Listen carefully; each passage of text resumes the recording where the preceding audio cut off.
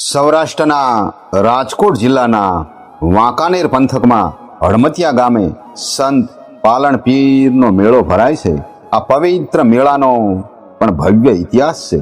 એમ કહેવાય છે કે પાલણ પીર દાદાએ અત્યારના જે પાકિસ્તાનના સિંધ પ્રાંતમાં માતંગદેવ, લુણિંગદેવ, માતયદેવ, મામયદેવ એમ 4 અવતારો લીધા હતા અને પાલણ પીર તરીકે એમનો આ 5મો અવતાર માનવામાં આવે છે.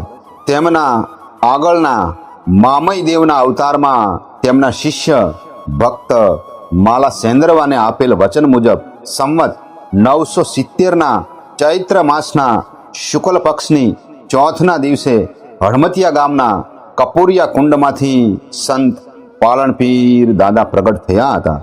એક કોઢિયાના કોઢ મટાડતા, લોકોના દુઃખને દૂર કરનાર તેઓ પાલણ પીર તરીકે ઓળખાવા લાગ્યા. સમગ્ર મેઘવાળ સમાજ અને સૌ દીન દુખિયાના દુઃખ દૂર કરીને સંત પાલણ પીરે 24 લાખ વેદની રચના કરી અને મેઘવાળ સમાજને આપતા ગયા. અને જ્યારે આ પૃથ્વી પરથી વિદાય લેવાની હતી અને આ નશ્વર દેહનો ત્યાગ કરવાનો હતો, ત્યારે મેઘવાળ સમાજ અને અન્ય પીડિત અને શોષિત સમુદાયના ભક્તોની ભાવભરી અરજને માન આપીને હળમતિયા ગામે તેઓ સમાઈ ગયા.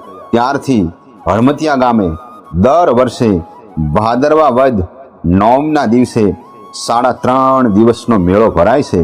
આમ આ 3.5 દિવસના પવિત્ર મેળામાં પવિત્ર જળમાં સ્નાન કરવા સમગ્ર ભારતભરમાંથી મેઘવાળ સમાજ ઉપરાંત અનેક શ્રદ્ધાળુ ભક્તો સંત પાલણ પીર દાદાના દર્શને પધારે છે.